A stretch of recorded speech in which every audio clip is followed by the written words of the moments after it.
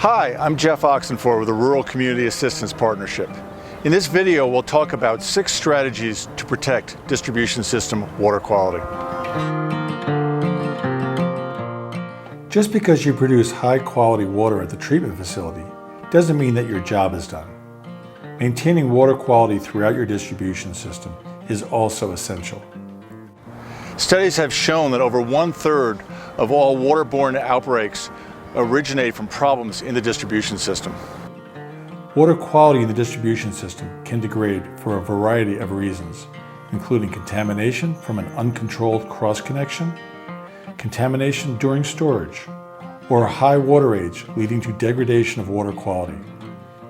Events such as a main break or a loss of system pressure can also allow contaminated water to enter the distribution system. So, as an operator, what should you do? This video will discuss 6 items for you to consider to protect water quality in the distribution system.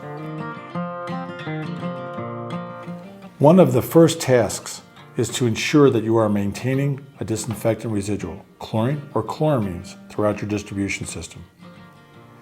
The presence of the residual not only provides disinfection, it also serves as an indicator of water quality. Loss of residual can be an indicator of a water quality problem. Different states have different requirements for residual measurement and maintenance. Some protected groundwater systems may even have a waiver from disinfection, but this is becoming even rarer.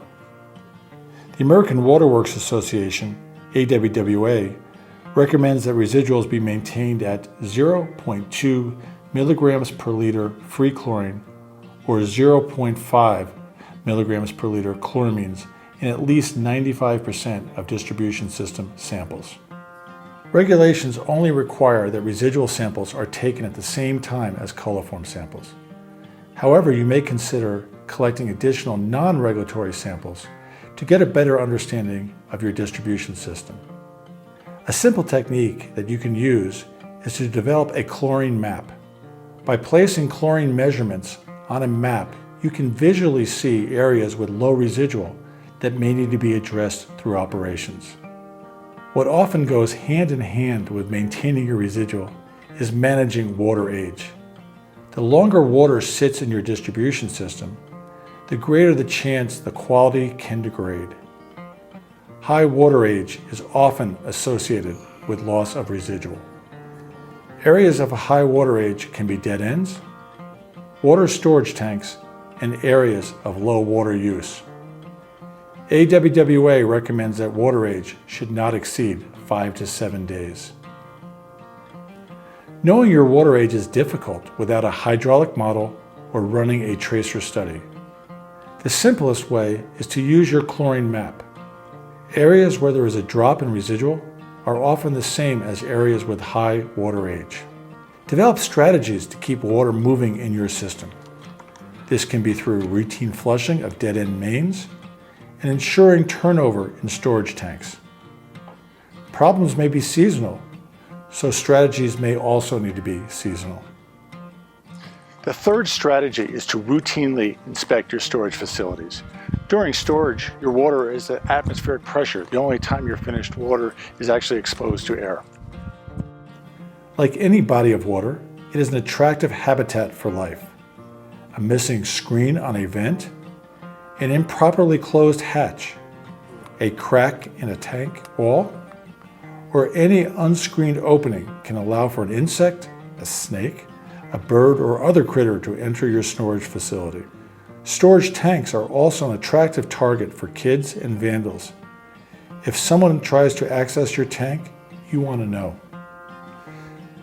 Fences, locks on hatches and ladders, and telemetry are all needed to protect storage facilities.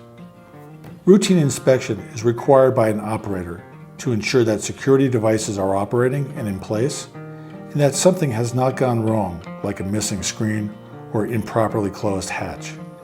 Develop a checklist for routine inspection. The fourth item is to maintain system pressure.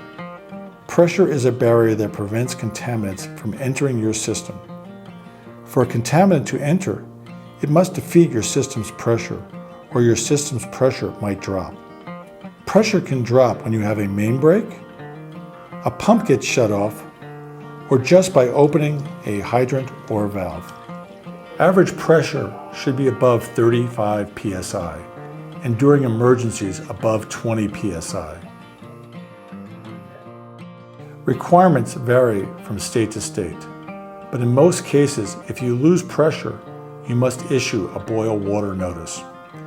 Understanding and monitoring your pressure is essential for controlling your system and protecting water quality.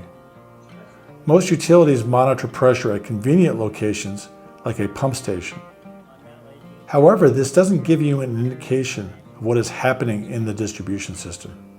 Find a location or locations that are representative of your system to monitor pressure. Along with pressure control, it's important to have a cross-connection control program. Cross connections are points where contaminants can be introduced into your distribution system.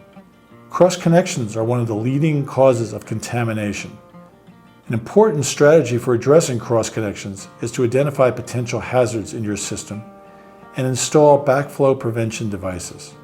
Just putting a backflow prevention device on is good, but you also need to routinely inspect these devices to make sure that they stay in working order. Finally, listen to your customers and encourage them to be involved in your distribution system. Not only can they help you protect your source water, but they can let you know of any changes or problems that occur in the system. This video discussed 6 practices that are key to maintaining distribution system water quality. These included: ensure that you're maintaining a disinfection residual throughout your distribution system. Manage the water age in your system. Routinely inspect your storage facilities. Maintain system pressure. Have a cross-connection control plan and implement it. And listen to your customers. These practices need to be supported with other operations and maintenance practices that are addressed in other RCAP training modules. For more information about distribution system water quality and other topics, visit our website at rcap.org.